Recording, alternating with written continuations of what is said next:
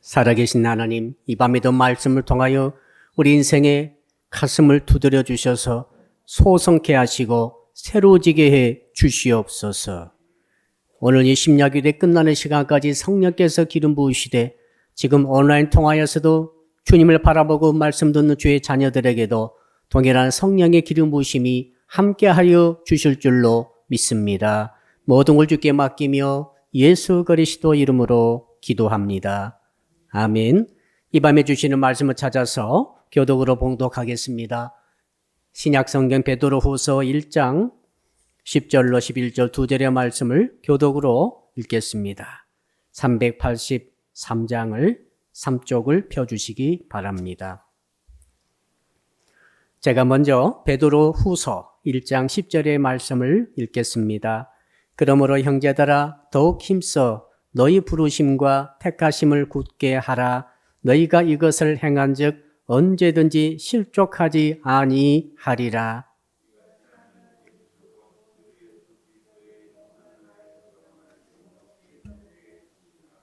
아멘. 오늘 밤에 주시는 말씀의 제목 같이 한번 따라하겠습니다. 힘을 쓰는 신앙을 가집시다. 옆 사람 인사할까요? 영적 씨름에 승리합시다. 제가 씨름 경기를 참 좋아합니다. 보기를 좋아하는 것이죠. 씨름 경기를 보게 되면은 반드시 승자와 패자가 갈라집니다. 붙을 때는 덩치도 크고 다 힘도 세고 용감하게 생기고 참 대단하게 보이는 선수들입니다만은 일단 붙으면은 누군가는 지고 누군가는 이기는 것이죠. 승패가 갈려버리죠. 이긴 자는 장사가 돼가지고 상도 받고 명예가 뒤따르고 온갖 모든 혜택이 옵니다만은 지는 자는 아무 말도 못합니다. 그럼 도대체 누구는 이기고 누구는 지는 것인가? 가만히 보니까 그걸 제가 알게 됐어요. 이기는 자는 힘을 쓸 때에 힘을 쓰고 힘을 뺄 때는 힘을 빼는 자는 승리합니다. 실족하지 않습니다. 넘어지지 않죠. 반대로 상대방을 넘어뜨리게 되죠. 지는 자는 말이죠. 힘을 안 쓸 때에 힘을 써버리죠. 힘을 안 쓸 곳에 힘을 써버려요. 그리고 진짜 힘이 필요할 때 힘을 써야 될 때는 힘을 안 쓰고 있습니다. 왜? 힘을 다 써버렸잖아요. 그러니까 실족하고 넘어지고 무너진다 하는 이 원리를 깨닫게 되었습니다. 여러분, 씨름계교 중에서도 뒤집기 기술이 대단하죠. 참 멋있습니다. 그 거구의 선수들이 어떻게 그렇게 몸이 유연한지 자기 몸을 완전히 뒤집어서 상대방을 땅바닥에 던져버리죠. 뒤로 뒤집어가지고 던지는 것이 허리가 꺾어질 터인데 너무 유연하게 잘하는 선수가 있어요.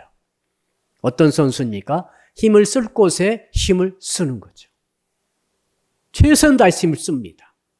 그런데 힘을 안 쓸 때는 절대로 힘을 빼고 힘을 안 써야 되는 거죠. 그러면 상대방을 실족시킬 수 있어요. 자기는 넘어지지 않습니다. 반대로 뒤집게 넘어간 선수를 가만히 보니까 힘을 안 쓸 때 너무 힘을 써버렸어요. 힘을 안 쓸 곳에 힘을 쓰니까 그걸 상대방이 이용해가지고 자기를 넘겨버리는 것이죠.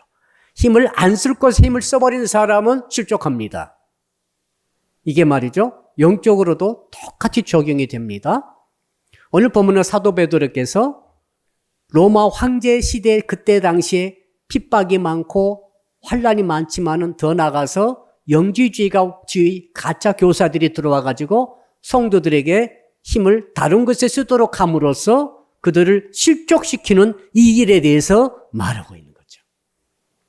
자, 우리 10절 우선 다시 한번 읽어볼까요? 10절 주제 규절이 되겠습니다. 시작. 그러므로 형제들아 더욱 힘써 너희 부르심과 택하심을 굳게 하라. 너희가 이것을 행한즉 언제든지 실족하지 아니하리라. 그렇잖아요. 힘을 써, 힘써. 자, 택하심과 부르심에 힘을 쓰면은 너희들이 실족하지 않겠다. 그리고 실족하지 않으면 어디로 갑니까? 11절 다시 읽어볼까요? 11절 시작. 이같이 하면 우리 주 곧 구주 예수 그리스도의 영원한 나라에 들어감을 넉넉히 너희에게 주시리라.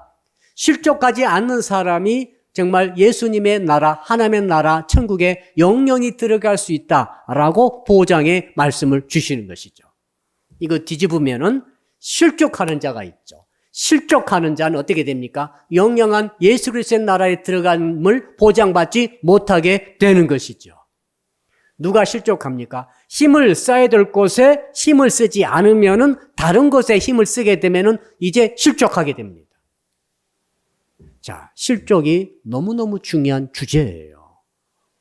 그러니까 사도 베드로 당시에도 수많은 성도들이 실족했다 이 말입니다. 여기에 넘어지고 저기에 넘어져가지고 정말 믿음으로 출발했을 때 주의 부르심을 받았을 때 나중에는 주께서 버릴 수밖에 없는 재경에 떨어진 사람들이 있었다라고 하는 것을 추정할 수가 있습니다.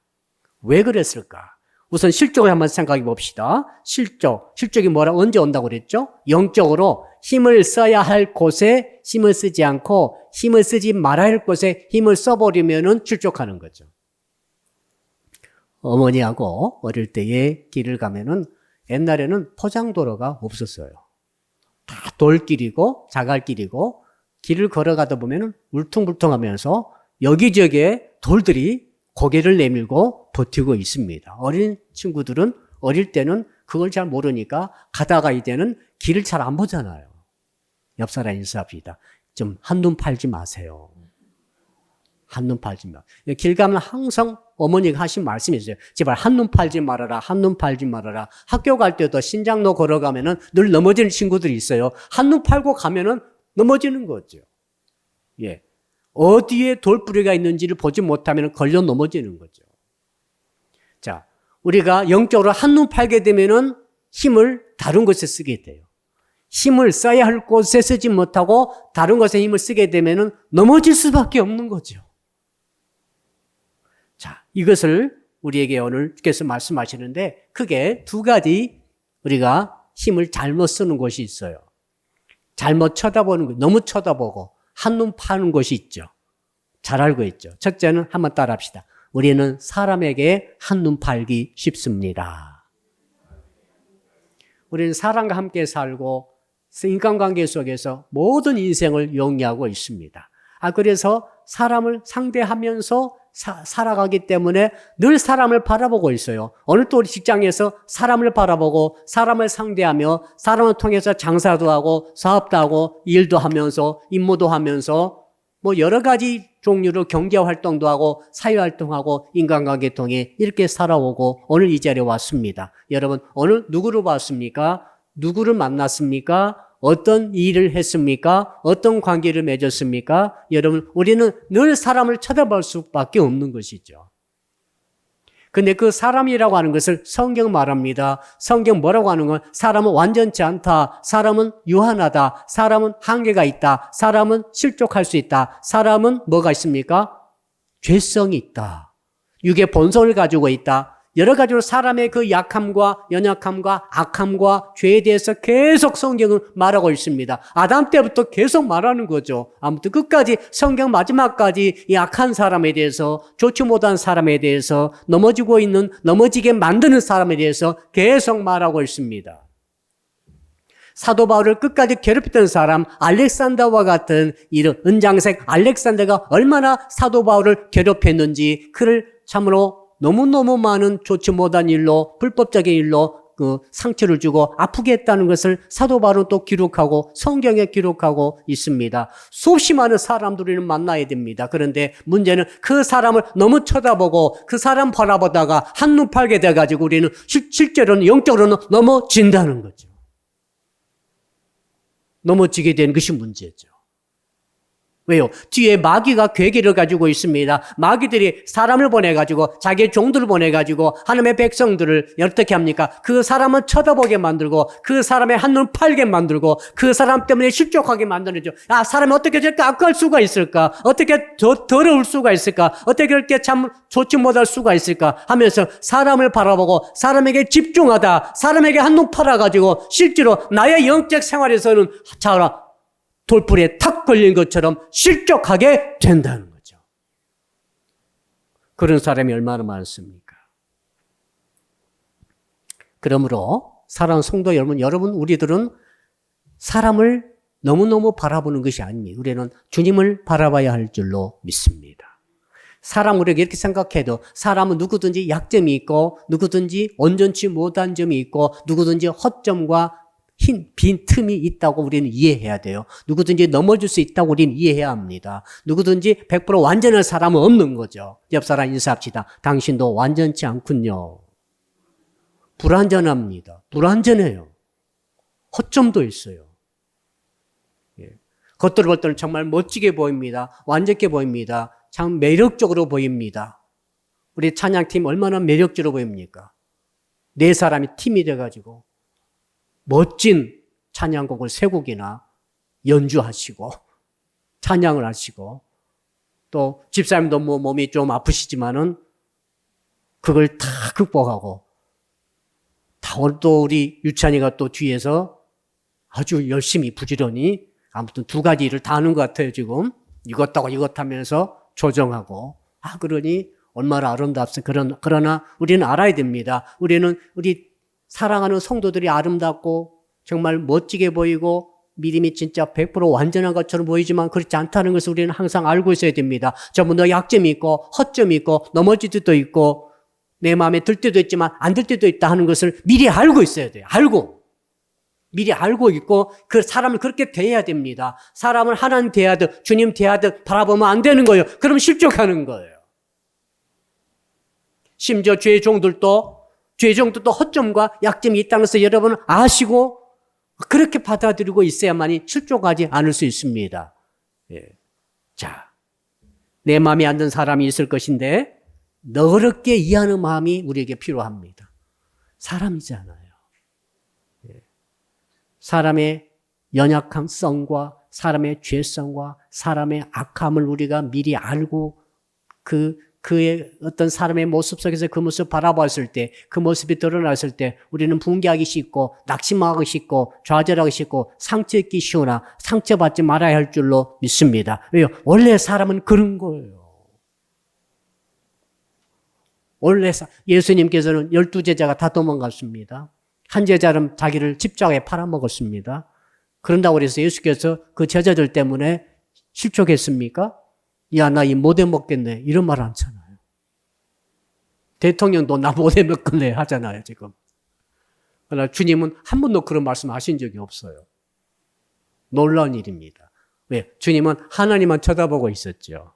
할렐루야. 자기가 3년 반 생명 다해서 길렀던 제자이지만 제자들을 바라보지는 않는 거죠. 실족하지 않는 비결입니다. 우리 똑같습니다. 사람 바라보면 실족합니다. 자, 두 번째, 우리가 한눈 팔기 쉬운 게 있죠. 따라합시다. 환경을 쳐다볼 수 있습니다. 우리는 환경이 둘러싸여 있습니다. 우리는 일해야 합니다. 직장 가야 합니다. 우리는 가정생활을 영유해야 합니다. 우리는 남편과 아내와 더불어 가정생활, 부부생활하면서 자녀를 길러내야 합니다. 우리는 교회 와서 수많은 목회자와 그리고 목자와 그리고 집사, 장로, 권사, 안수집사, 아무튼 청년, 아동부, 청소년부, 또 찬양팀 여러 가지 우리 일들을 다 해야 합니다. 전부 인간관계 속에서 뭡니까? 어떤 환경 속에서 일하게 되는 것이죠. 근데 환경은 하나 따라합시다. 환경은 항상 유동적입니다. 좋을 때도 있지만 안 좋을 때도 있습니다. 경기가 좋을 때도 있지만 경기가 안 좋을 때도 있습니다. 장사가 잘 될 때도 있지만 안 될 때도 있습니다. 그런 거예요, 원래 환경이. 날씨가 항상 왁습니까? 비가 올 때도 있고 맑을 때도 있고 더울 때도 있고 추울 때도 있고 시원할 때도 있고 아주 이 습도가 높을 때도 있고 상쾌할 때도 있고 구름에 멋질 때가 있고 먹구름에 잔뜩 낄 때가 있고 항상 그런 거예요. 그러니까 여러분의 환경이 물질의 환경이 항상 좋기를 기대하지 마세요. 안 좋을 때도 있는 것이지. 사업이 잘 때도 물질의 환경이 좋을 때도 있지만 안 좋을 때도 있습니다. 그렇죠? 몸의 건강 상해 봅시다. 우리 건강이 좋을 때도 있지만은 유지할 때도 있지만 어쨌든 몸이 아플 때도 있는 거예요. 원래 몸이 그런 거예요. 항상 한 번도 아프지 않은 사람은 없는 것이죠. 자, 그러니까 물질의 환경이든 건강의 환경이든 인간관계 환경이든 간에 이 모든 환경들, 모든 일들은 항상 유동적입니다. 올라갈 때가 있고 내려갈 때가 있는 거죠. 그 사이에서 우리는 올랑달랑하면서 오르락내리락 하면서 힘들게 올라가다가 또 시원하게 내려가다가 이런 과정 통해서 인생을 살아가는데 문제는 뭡니까? 문제는 그 환경에 너무 내 시선을 뺏겨버리고 내 마음을 다 뺏겨버리고 내가 환경만 쳐다보고 문제만 쳐다보다가 그만 내가 진짜 영적으로는 실족할 수 있다는 사실이죠. 그렇죠? 실족하게 되면 어떤 일이 있습니까? 실족하게 되면은 천성 가는 그 순례자의 길에서 넘어지게 되는 것이죠. 그러면 이제 진도가 멈추죠. 천국은 뭡니까? 천국은 그냥 이 세상에 살다가 마지막에 쑥 들어간 게 아닙니다. 그게 아니에요, 천국은. 그런 게 아니라 천국은 과정이죠. 천리역정 보셨죠? 그때 천리역정 쭉 과정입니다. 과정. 그러니까 쭉 가는 거예요. 가다가 멈추게 되는 거죠. 실족했기 때문에.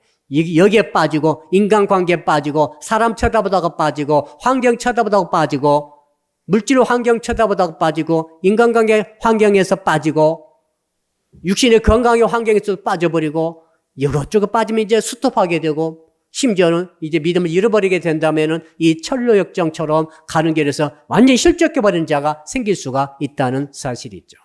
베드로가 물 위로 걸어오라는 주님의 명령도 없고 말씀도 없고 기뻐가지고 믿음을 가지고 뛰어들어서 물 위로 걸어가다가 그만 바람을 보고 바람을 보고 그랬죠. 바람을 보고 보았잖아요. 바람 헛눈 팔았잖아요. 주님을 바라봐야 되는데 바람을 바라보니 그는 무서워 빠져버리고 말았습니다.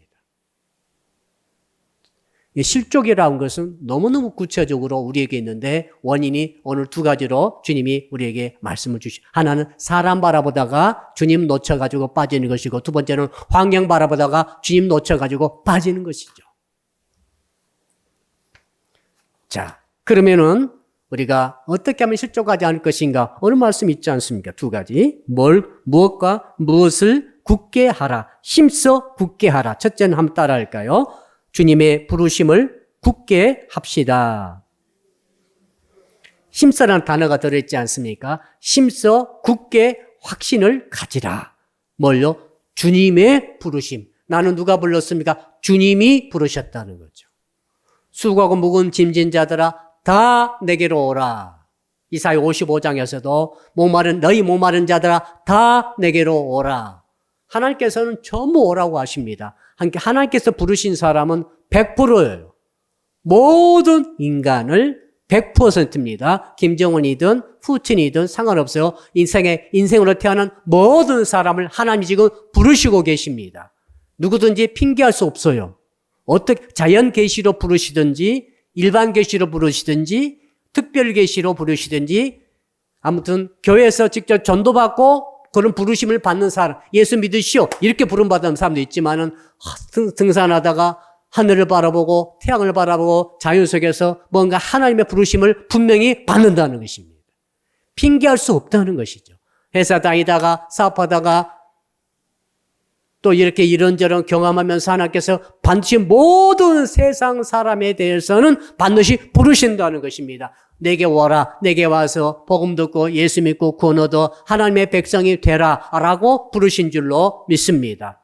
자, 이 부르심에 어떻게 됩니까? 우리는 집중해야 된다. 하나님이 나를 부르셨다. 한번 따라 합시다. 하나님이 나를 부르셨습니다. 이 부르심에 우리는 어떻게 됩니까? 힘을 써서 그 부르심에 집중하고 부르심을 바라봐야 됩니다. 나를 부르신 분이 하나님이시고 내가 이런 한국 사람으로 태어나게 하시고 남양주에 살게 하시고 이런 사람 결혼하게 하시고 이런 직장을 갖게 하시고 이런 일을 하게 하시고 이런 직분을 맡게 하시고 자, 이 모든 일들에 대해서 여러분 하나님의 부르심이 있다는 것을 인정하고 믿어야 할 줄로 믿습니다. 그래야만이 실족하지 않는다. 이 하나님의 부르심을 힘써 확신하는 사람이 실족하지 않는다. 자, 남편과 아내가 했습니다. 잘 맞지 않습니다. 하나님께서 잘 맞지 않아서 붙여주신 거지. 서로 훈련하라고. 이런 사람 어떤 사람입니까? 하나님이 당신을 내게 부르셔서 이렇게 나도 당신에게 나를 불러서 만나게 해주셨어요. 이렇게 믿음을 가지고 그 시각 가지고 있으면은 그 결혼 생활이, 부부 생활에 있어서 실족하지 않아요. 그런데 뭐 하려고 내가 너를 만났는지 모르겠다. 그때 내가 뭐 하려고 그 다방에 나가가지고 너를 만났니? 원수가 만났다. 이렇게 되면 말이죠. 하나님의 부르심을 인정하지 않는 거잖아요. 그냥 그 인간성이 안 좋고, 인간성이 악하고, 그러니까 만났다 헤어졌다 난리를 치면서 나중에는 서로 원망하고, 나중에는 서로 해치기도 하고 죽이기도 하고 원수시가 돼가지고 이상한 인생이 되고 말더라. 실족한 거죠. 실족한 거죠. 넘어진 거죠. 왜? 하나님께서 왜 나를 한국 사람으로 태어나게 했을까?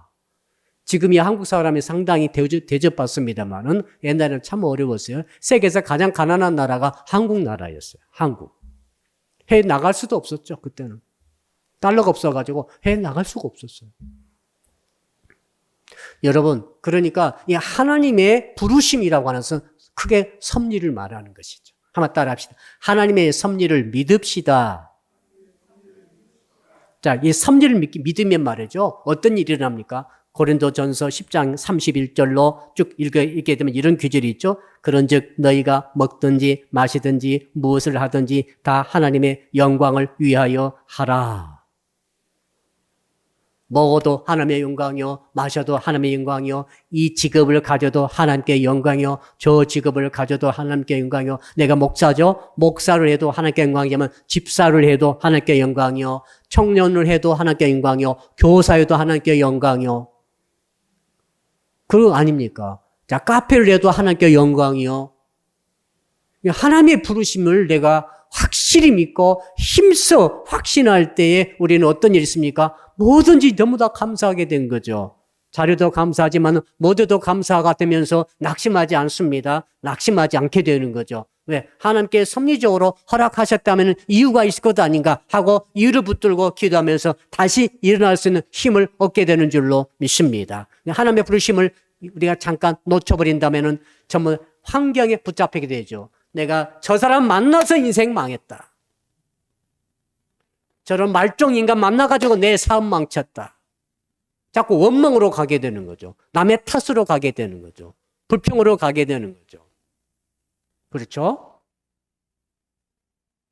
여러분, 그런 일이 없기를 주님으로 축복합니다. 이제 아시겠죠? 왜 실족하는가? 힘쓸 때 힘을 써야 되는데 힘 안 쓸 것에 힘을 써버리는 거죠. 인간한테 힘을 써버렸어요. 환경에 힘을 써버렸어요. 그럼 뒤집힙니다, 지금. 마귀에게 틀림없이 당하게 돼 있어요. 완전히 넘어져가 버려요. 하나님의 부르심에 힘써 거기에 힘을 쓰는 거죠. 하나님이 부르셨습니다. 내가 지금 어렵고, 내가 지금 부족하고, 내가 몸이 좀 안 좋고, 내가 환경이 좀 안 좋고, 내 지금 가정이 좀 어렵지만은 이 모든 일에 하나님의 섭리가 있고 하나님의 부르심이 있는 것을 믿습니다. 이걸 힘써 붙잡고 가는 거죠. 이 말씀 붙들고 가는 거예요. 할렐루야. 그러다 보면 어떤 일이 있습니까? 넘어지지 않고 실족하지 않고 인내가 나오고 끝까지 참아낼 수 있고 끝까지 견디면서 결국 끝까지 견딘 자는 구원을 얻으리라. 사도 베드로 당시도 끝까지 구원 견디지 못한 자들 막 떨어져 나갑니다. 여기서 실족하고 저기 실족합니다. 우리 교회도 보니까 코로나 기간 중에도 이렇게 이런 일로 떨어져 나가고 저를 떨어져 나간 안타까운 성도들이 계시더라고요. 안타까운 거죠. 물론 그들이 또 다른 곳에 가셔서 열심히 신앙생활 하시면 또 어쩔지 모르겠으나 지금 이 시대는 어떤 교회 가셔가지고 신앙생활 하기가 너무너무 어려워요. 너무너무 어려워. 적응하기도 어렵고 찾기도 어렵고 실족하는 자만 불쌍한 거죠. 가룟 유다가 불쌍한 거죠. 자, 그러므로 저는 성도 여러분들이 하나님의 부르심의 이 섭리를 끝까지 견고하게 힘써서 믿으시기를 주 이름으로 축복합니다. 두 번째, 뭘 우리가 힘써 굳게 해야 됩니까? 한번 따라 합시다. 주님의 택하심을 힘써 굳게 합시다.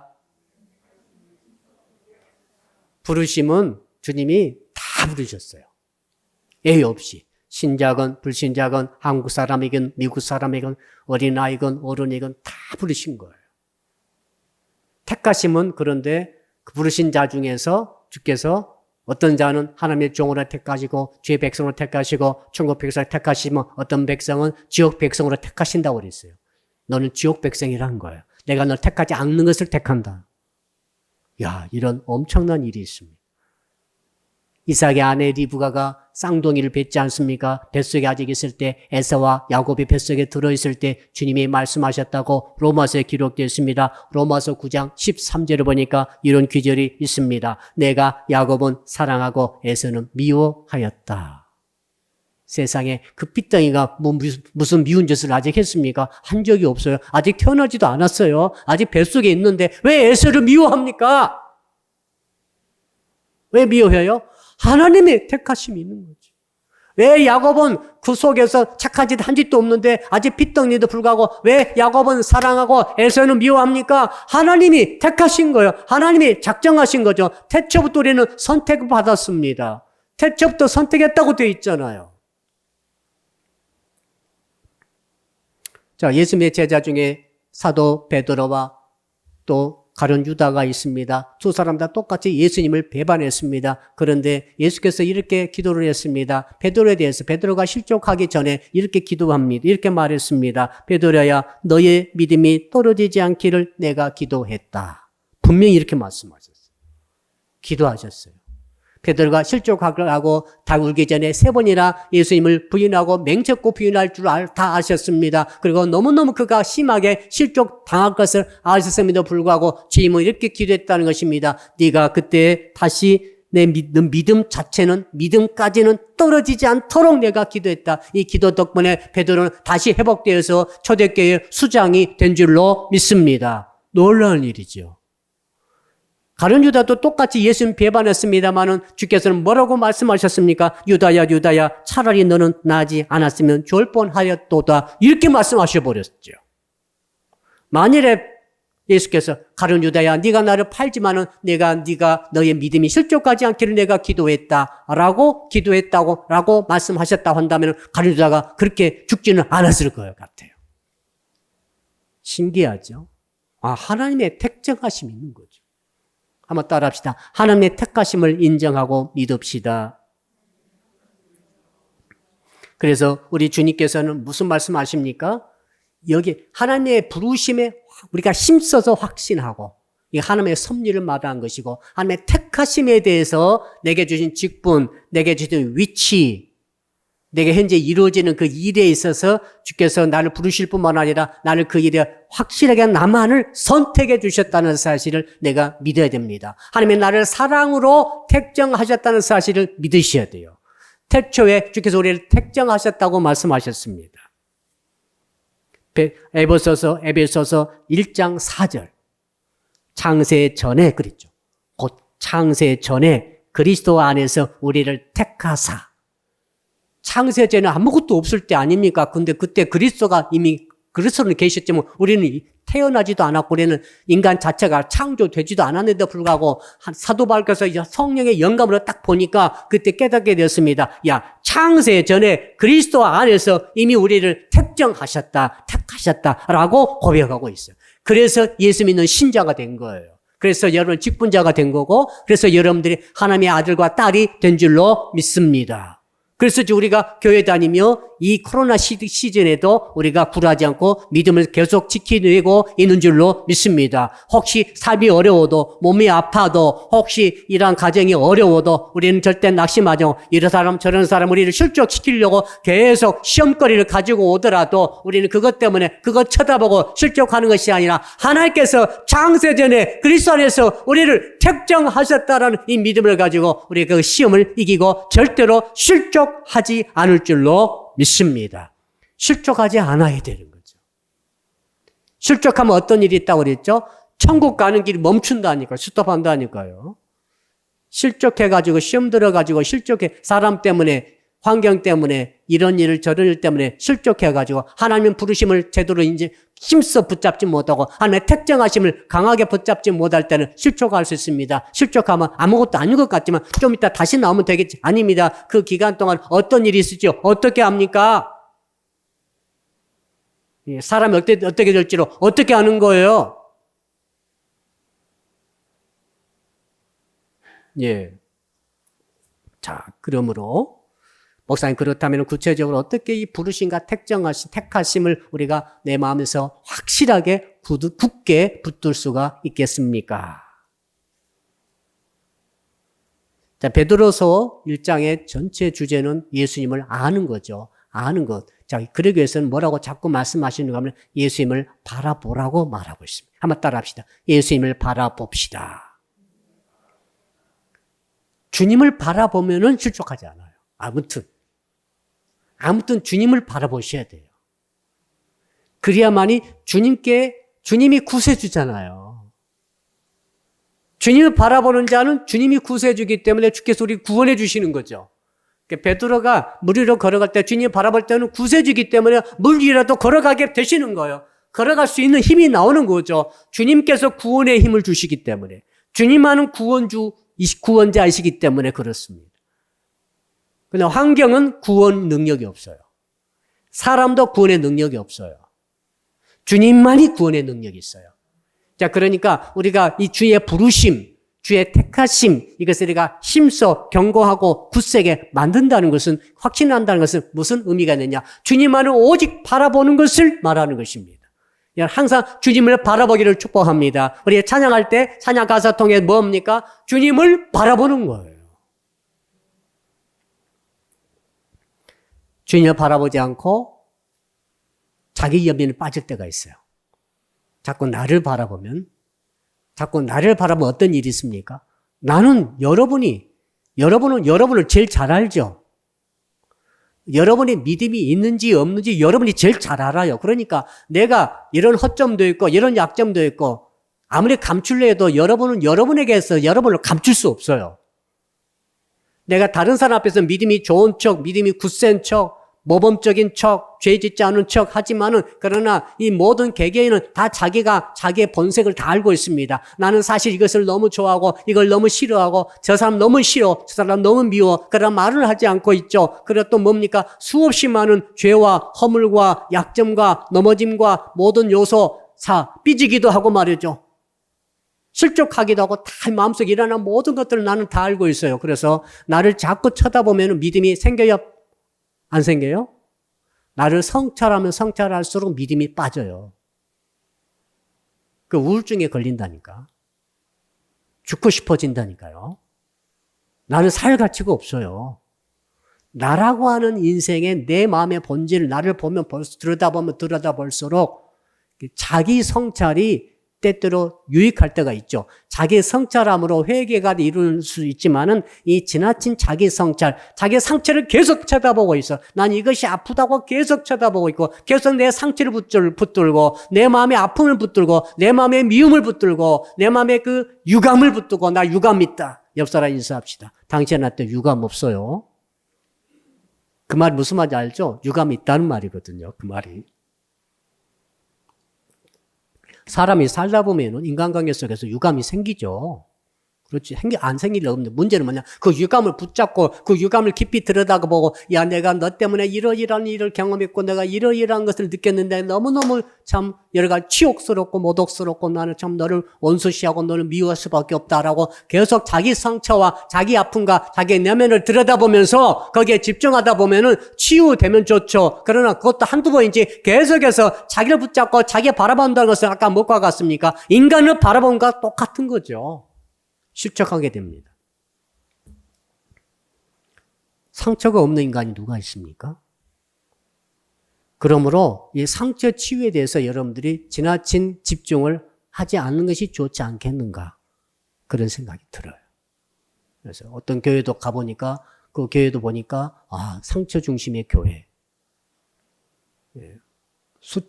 수만 명이 모이더라. 수천 명이 모였죠. 어마어마하게 커진 교회가 있죠. 모든 간증력이 남편이 바람 피고 나갔고 자식이 가출을 했고 지금 이 자식과 관계 속에서 정말 이런 일이 일어나고 막 뭐 이웃집 뭐 여자와 남자와 뭐 이런 일이 계속 이렇게 이제 간증을 하는 교회죠. 여러분 아실 거예요. 목사님은 계속 여자 목사님이신데 계속 치유 설교만 계속 하시죠. 그 교회는 뭐 치유의 교회다. 사람 치유받은 사람도 많이 있다. 근데 간증 들어보니까 뭐 너무너무 이런 것들이 그대로 가감없이 이 간증을 계속하고 있어요. 자, 그러니까 여러분, 그러면은 상처는 결국 그렇게 치유받아도 또 상처가 있고, 치유받아도 또 상처가 있고, 또 유감이 생기고, 또 유감이 없다. 다 씻었는데, 화해했는데 또 유감이 생기고, 이렇게 가다가 인생을 가는 거예요. 아멘. 사람은 그런 거예요. 이게 사람이에요. 사람은 신이 아니에요. 어쩔 수 없이 여러분들은 마지막 천국 갈 때까지는 항상 유감 있는 사람이 있고, 미운 사람이 있고, 보기 싫은 사람이 있게 마련이죠. 좋아하는 사람이 있고, 떡도 안 줬는데, 미운 사람이 있고, 떡을 줘도 이쁜 사람이 있고, 말이 좀 이상합니다만은.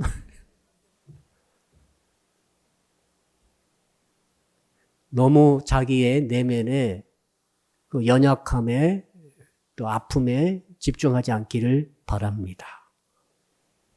예수 그리스도의 부르심을 쳐다보고 예수께서 나를 택정하시 십자가에서 나를 대속하시고 부활의 능력으로 나에게 부활의 능력을 부어주신 거기에 집중해야지 나 이 죄성과 약함과 악함은 너무 그거 계속 문제 삼고 그것에 대해서 내가 해결하지 못해가고 아주 답답해하고 이르지 않기를 주님으로 축복합니다. 인간은 그런 거예요. 나도 마찬가지지. 내가 마음에 유감이 생긴 것은 내가 이럴 수가 있습니까? 내가 지금 집사가 돼가지고 내가 또 뭐 권사가 돼가지고 이렇게 마음이 좋습니다. 이렇게 할 필요도 없어요. 그냥 나는 그렇구나. 이렇게 그냥 넘어가시고 주의 크심과 주의 사랑과 그 무한하심을 바라보시고 그 부르심과 그 택정하심 속에 은혜가 있고 거기 집중할 수 있기를 주 이름으로 축복합니다. 이해되시죠? 또 한 가지는 우리가 너무 신비체험을 좋아할 수 있어요.